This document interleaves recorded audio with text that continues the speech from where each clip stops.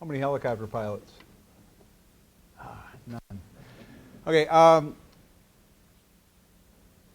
I think everything that's done in aviation, every time you go flying, it's an experience, and you need to learn from it. And I don't care where the experience comes from. And I'll give you an example. My wife hates this, but I'll tell it anyways. 10 years ago, my middle son was graduating from Michigan State University, and it had been raining for 2 days prior to the graduation. In the back seat, at that time, in the front. We left the arena.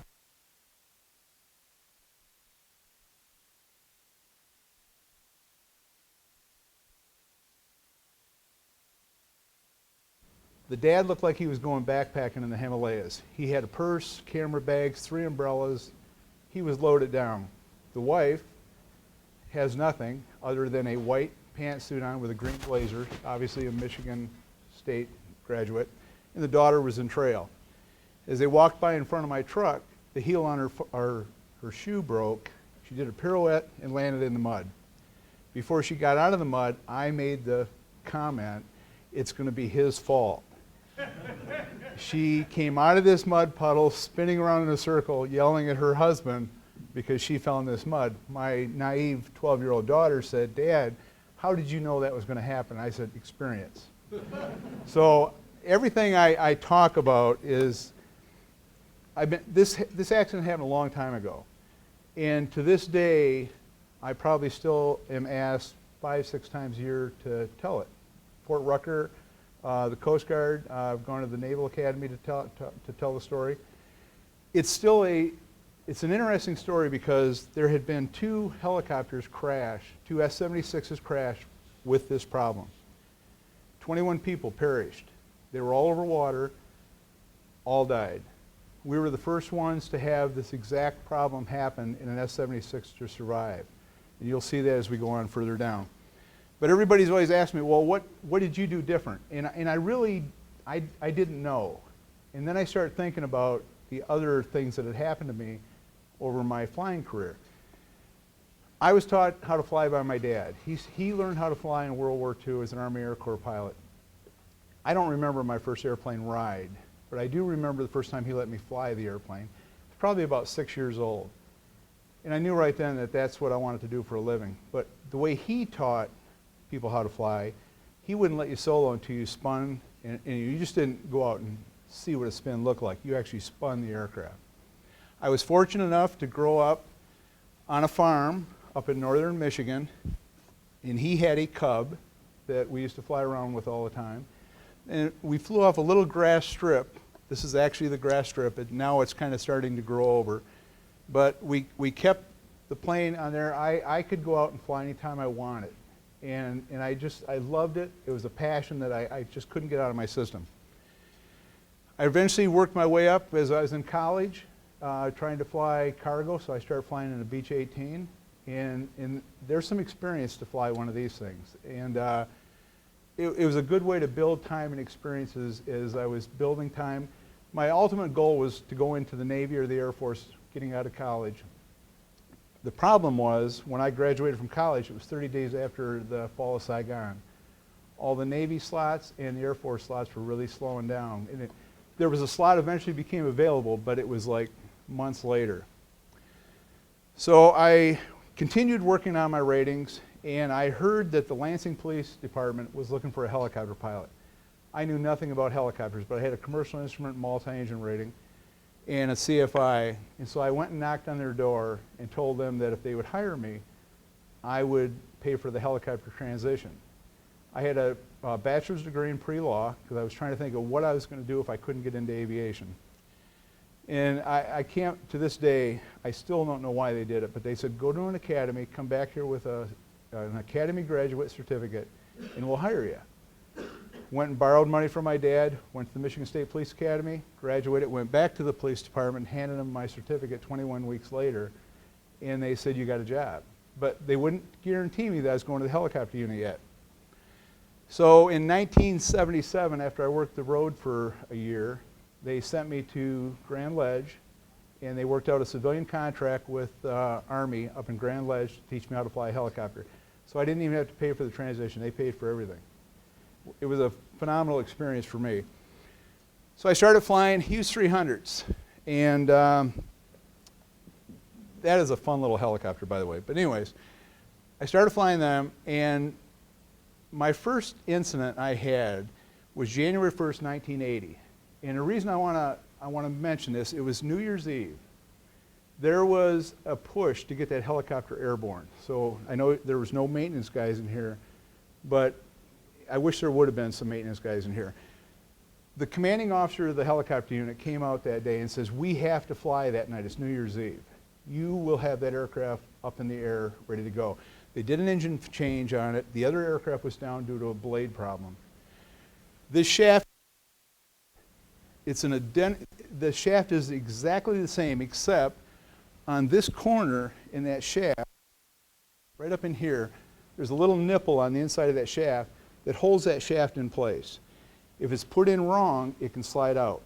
This mechanic had been working 18 hours to get that helicopter back airborne. And we showed up at 8 o'clock at night to go fly. He was still there working, spent another hour or so to get that shaft in. Got it in, safety wired it, said, guys, you're good to go. I take off in the helicopter, flying around shortly after midnight. Thank God I was over an open area. The shaft sets is right in here, and it slid forward, basically disengaging the engine from the transmission. It was about 12:30, quarter to 1 at night. I'm over the city of Lansing at 500 feet. Again, thank God there was a field. I auto-rotated into the field.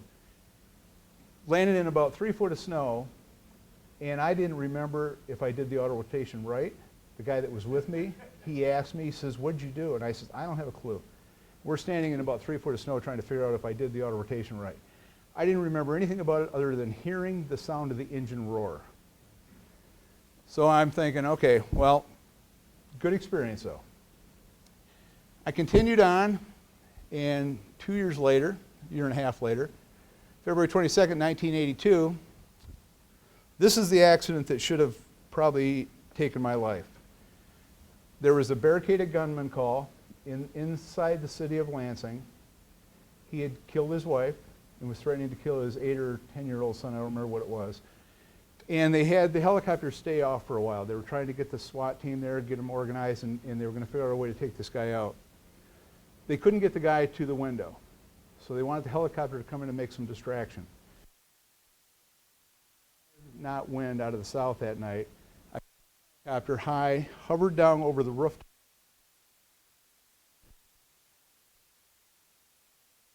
I'm hovering above the top of the pitch of the roof, and I'm trying to make noise, and we got the night sun, we're moving it around. We're trying to get him to come look out a window. Eventually he does. The start team had a green light to take him out, and they did. They told us we could clear. I added power, pulled pitch. There's nothing but giant oak trees all around me, and I'm basically about 30 feet above the pitch of this roof of this house. I nosed it over to get a little bit of airspeed. And in helicopter, that's why I was asking if there's any helicopter. There's a thing called the dead man's curve. And what it does, anything in that red window, if you lose an engine in a single engine helicopter in that red window, it's not a survivable auto rotation. And when I was hovering into this 30-mile-an-hour wind, it would have probably been okay. But I had pulled pitch and just started to make a left-hand turn, and just by the time the tailwind hit my tail, I'm right here in that window, and the engine blew. Treetop level, over the city, with a street in front of me, power lines all over. I had to do a downwind auto with 25, 30 knots of tailwind, with no altitude to nose it over, to build up enough inertia in the rotor system to flare. Somehow, I thought, okay, I got to nose it over for at least 200 feet, grab as much airspeed as I can, get into a flare and pull as much pitch as I have and see if this is going to be survivable. And it worked. The weird part about it was, the guy that was with me, the observer, had never been in an emergency before. I remembered everything about this emergency. I remembered lowering the collective. I remember seeing the airspeed. I remember knowing about the tailwind. First accident, I didn't. Second one, I did. First accident with the observer, he didn't remember anything other than skidding 305 feet down this road. So after this happened, I thought, you know, it's time to get out of the police department. And I heard Amway was looking for a pilot, primarily to fly their S-76. But they were looking for a dual-rated guy because they also was going to let him fly citations. I went over, knocked on their door, dropped off a resume, and I was hired. Continued flying citations and that helicopter right there for basically, I hired on December of '82. And on September 13th, I was scheduled to fly a citation trip to Akron, Ohio. The other pilot that was scheduled to fly in the helicopter, his name was Rick also. He called me up later that night and said, you want to swap trips? He had a reason to be home early with the kids' commitment to a sporting event. This helicopter was in a 600-hour inspection. They were changing a tail rotor cable. I stopped over to look at the helicopter and talk to the mechanics. The director of aviation then, and I don't like saying this, but he's dead now, but he walked over and said, is the helicopter going to be ready for the trip? And the mechanic said, there's no way. There's no way we can have everything done by 8 o'clock in the morning. And he says, I don't care if you have to work all night. You're going to get that helicopter done. So this is the second time that I've had management push the maintenance. Again, I was 29 years old at the time. Didn't really think much about, you know, pushing the mechanics or pushing the pilots. You know, at that age, you think you can do everything. So when this Rick called me at 10 o'clock at night to swap trips, I said, sure, I'll fly your helicopter trip. So September 14th rolls around. I got there at 7 in the morning. The mechanics were closing the aircraft up. They were signing it off. They had just completed the 600-hour inspection, and they wanted to know if I'd do an engine run on it. I did a quick engine run. And then we headed off to Chicago. It was atypical. This was actually taken a couple days before it went into that inspection, but that was the helicopter I was flying. Headed off to Chicago, a typical September day. It was beautiful, not a cloud in the sky. It's about 70 degrees, beautiful, unrestricted visibility. Flew a direct flight right across the lake, spent the day in Chicago walking around. Where did you land? At Miggs back then. And spent the day walking around there, having a good day. Passengers started showing up about pretty close to 6:30, 7 o'clock that night. And it was going to be just an uneventful flight to come back to Grand Rapids. We loaded everybody up, got our clearance, and we were going to head back on a 060 heading 2,000 feet back to Grand Rapids.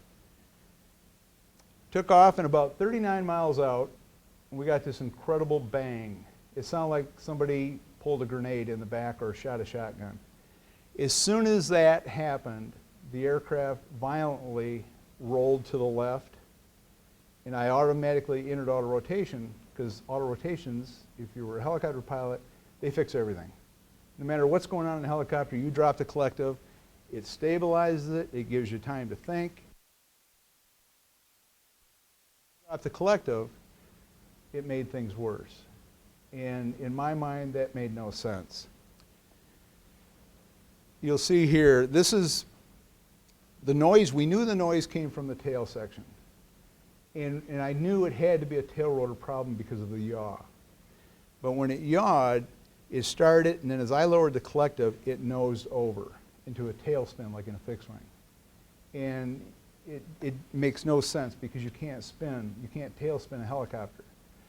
So I couldn't figure out what was going on. Well, what happened was, in this inspection, these are actual photos from the NTSB, and there's only one guy in this class that knows what this is other than me. And this picture may be upside down, I'm not sure, but I asked him not to point it out. This is the pulley system where this cable runs. And what you have here, these are stainless steel keeper pins. They keep the cable from falling off that pulley. The cable comes through. The correct way is it's routed along that cable. It goes up to another bracket just like this, makes another 90-degree turn and heads back to the tail.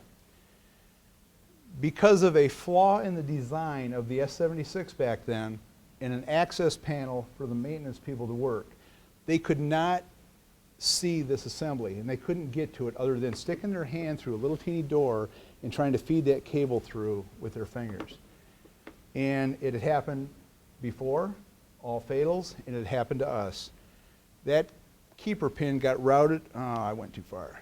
That keeper pin got routed around that stainless steel, the cable got routed around that stainless steel keeper pin, and it sat there and worked like a saw.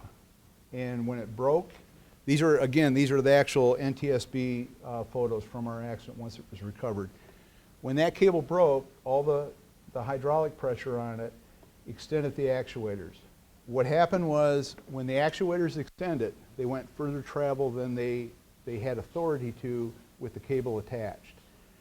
What happened then was it over-torqued the tail rotor blades. Tail rotor blades left the aircraft. When they left the aircraft, it pulled the gearbox apart and took part of the gearbox with it. That was the reason why the aircraft pitched over. We lost 32 pounds of weight back there at that arm. And no matter what we tried to do, it was going to spin. Again, the aircraft spun down into the lake. The pilot that was flying with me that day, I still don't know how he dialed it up that quick, but he dialed 21.5 up and got a Mayday call out. Back then, when you were about 5 miles off the shore, you were lost in radar contact from Chicago. VHF communication was good for about 10, 12 miles. After that, you were on your own. So when we left Chicago, we just told him we're 060 heading. He said, squawk 1200, call Muskegon in 30 minutes. As we were on our way down, which was only literally 20 seconds, maybe 25 seconds, Larry had got the call out, and it was picked up by an Air Canada airliner over Toronto. Toronto relayed the call to Toronto Center. Toronto Center called Cleveland Center. Cleveland Center called Chicago Center. Chicago Center called the Coast Guard. By the time it had been relayed, it was now, we left Chicago at a 090 heading, and we were 20 miles. And we verified, Larry did. He actually made the call that we were estimating 35 miles out on a 060 heading, but by the time it got relayed back, we were 090 at 20. This is damage on one of the main rotor blades where the NTSB is convinced that one of the tail rotor blades tried to make it through the main rotor blade. I don't know if they never did determine if that was it, but that's their opinion. This photo was not the night of the accident. This was 8 months later when we recovered it. When we hit the water, well, first of all, we were in this spin, and we can't survive this. Ever bring an aircraft to water rotation.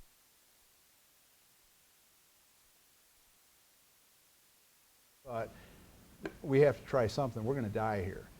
And again, I think this had a lot to do with, I feel that I'm fortunate that I crashed twice before. I know that sounds crazy, but I think that experience teaches you. And the fact that my dad would make me spin an airplane when I was 14 years old, and he would always tell me, you never, ever walk away from an aircraft until it's done burning off in the corner and you can see it from the horizon.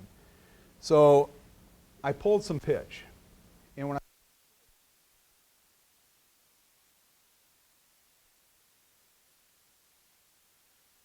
work, because now we're going to start shedding the tail boom. So I lowered the collective back down again to see what would happen, and it went back up into a tailspin. And I thought to myself, okay, Larry's talking on the radio. If I could figure out a way to do this, to go from a tailspin to a flat spin just before you hit the water. Now the sun had already set.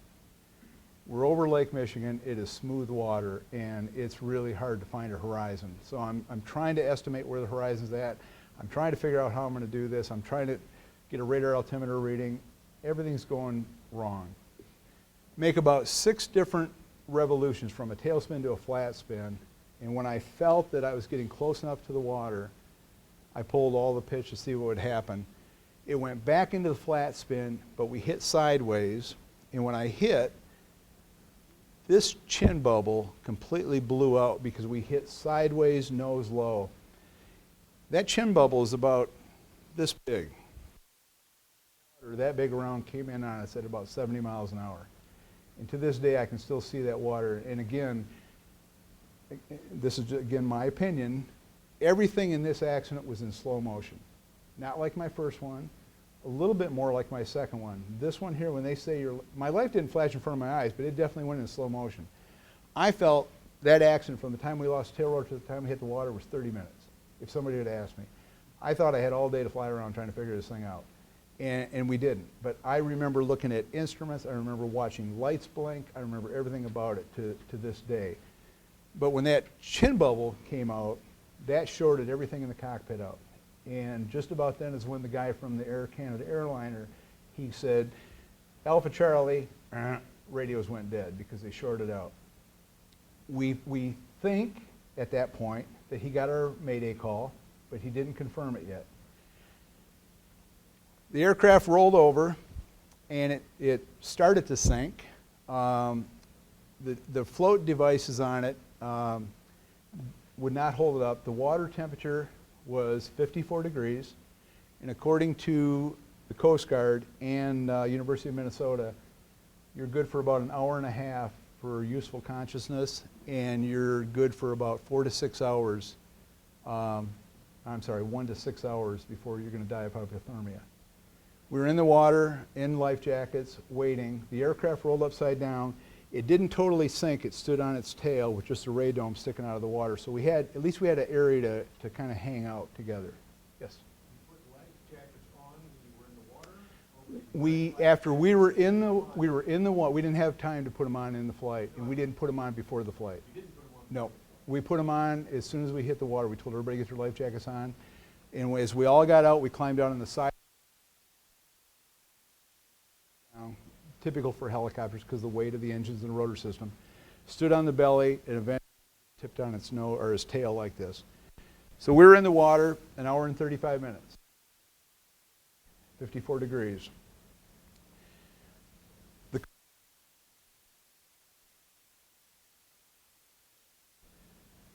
Gerber Baby Foods, this is the Coast Guard. This was the actual helicopter out of Glenview that was going to come look for us.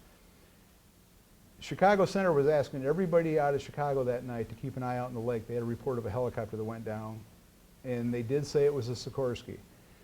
Gerber Baby Foods from Fremont, Michigan were monitoring the frequency, and they heard this call go out. So they were trying to think why the Coast Guard was looking so far south.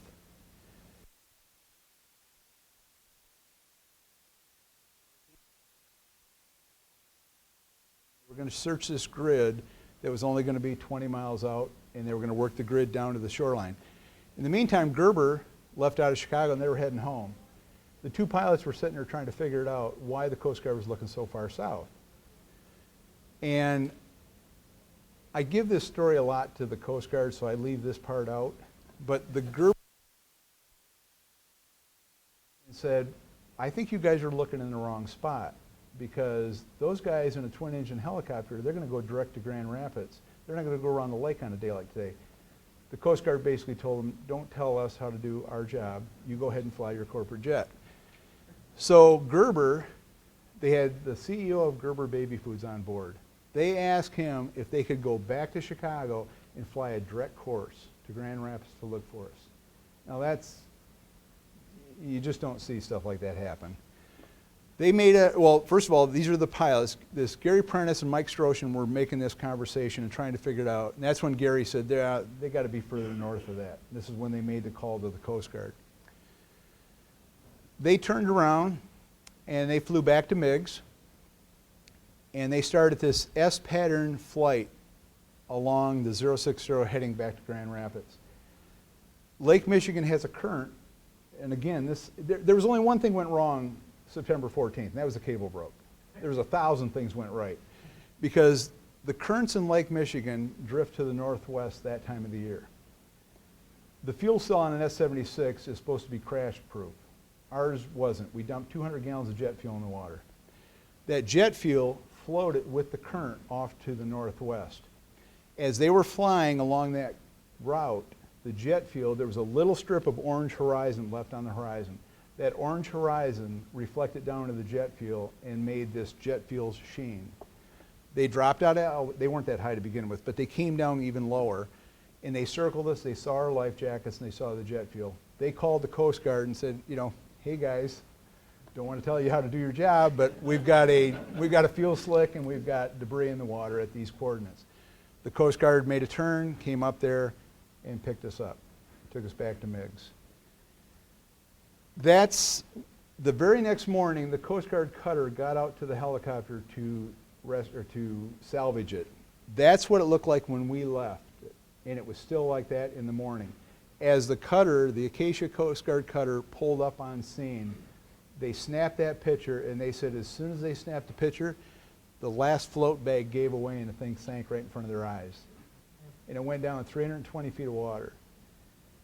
Back then, it was really difficult to get down 320 feet of water to recover the helicopter. And they spent several attempts that fall to try to recover it. They finally, on Memorial Day weekend, May 28th of 1984, they finally recovered it. I was fortunate enough to go out on the barge, see it come out of the water. I had a personal reason I wanted to see that helicopter, and I'll talk about that here in a little bit. But I actually snapped these pictures of this helicopter coming out of the water at 1:30 in the morning, 8 months later. This is what the gearbox assembly looked like when I got out of the helicopter before it rolled upside down. Tail rotor was gone, gearbox was pulled apart. This is an amazing group of photos here. These are 3 separate photographs of 3 different gearboxes. The ones of the other 2 that crashed over water, you cannot tell those gearboxes apart. The gaskets, the bolts, everything are sheared exactly at the same point. So they all had the same type of impact when they came apart. Sikorsky knew it. They weren't sure what they were going to do about it. But what they were doing is they were producing helicopters faster. They were selling helicopters faster than they could produce them. The FAA told Sikorsky, you have one more incident and your entire flight line is shut down, your production shut down. Sikorsky knew they had a problem and they were covering it up. And again, in the old days, I never told this part of the story, but when I got back to the hangar that night, I had 2 phone numbers to call people at Sikorsky, not knowing who they were. Once I made the phone call, and again, both of these gentlemen have passed away now, so I feel comfortable telling this part of the story. The one guy told me, he says, before you leave the hangar tonight, sit down with a notebook, write down everything you did to every control, write down what you saw when you got out of that helicopter. He said, because tomorrow morning at 9 o'clock, there are going to be engineers, there are going to be test pilots, and he said there are going to be executives from Sikorsky in your hangar that are going to convince you what you did is not true. And I was, like I said, a 29-year-old kid at the time thinking, nobody's going to try to bullshit their way around something like that. This is, people's lives could be involved. But he was so adamant about it that I actually sat down and drew a picture on a piece of paper of what I thought the gearbox looked like. And Larry and I sat down separate, and we both made notes. We compared our notes, and they were both incredibly accurate. And sure enough, at 9:30 in the morning, there were people walking in our hangar that did exactly as they told me. They said, you don't have, let me make one thing clear. In an accident, you don't have any friends. The insurance company, the manufacturers, the FAA, the NTSB. NTSB is pretty cool. Nobody wants to be on your side if you're the pilot. And sure enough, it started in a lot of lawsuits. The lawsuits started, of course, with Sikorsky, the insurance company, Flight Safety, they were our training vendor. Amway, we owned it, operated it. And so they decided to go to University of Southern California. They have the best aviation accident school in the world. And there was a gentleman there that he had something, 8,000 or 9,000 hours in helicopters. He was an Army helicopter accident investigator in Vietnam. He had seen everything. He came out, he heard my side of the story, talked to Sikorsky, and he was I found out that he was my only friend because Sikorsky argued that, there's no way that gearbox come apart, there's no way those tail rotors came off. It's impossible. If it would have come off, it wouldn't have been survivable. And the only way we could tell was to get that helicopter out of the water. And Lake Michigan, all winter long, is horrible. Every time they went out there to try to get to it, they didn't just, the weather got bad. So I spent 8 months trying to defend my story to everybody. And I had Sikorsky continually telling me that I was full of it. Thank God I had this one gentleman from USC that said, no, what you did, I think you really did. We'll know when we see the helicopter. That's why it was so important for me to get out there and see that helicopter when it broke surface. Since then, they have redesigned the assembly, not the assembly, but some of the assembly they did. They put in Teflon keeper pins now that will shear before the cable will. They put an access panel in there that I think it's reasonable to get to that pulley. And they've also designed from the Black Hawk, a military version of the F-76, a little bit bigger. It's called a centering spring, that if the cable does break now, this centering spring grabs that spring and holds onto it. So whatever pitch you're in at that point, it'll hold that cable in that pitch. So hopefully you can bring it in and land it like an airplane.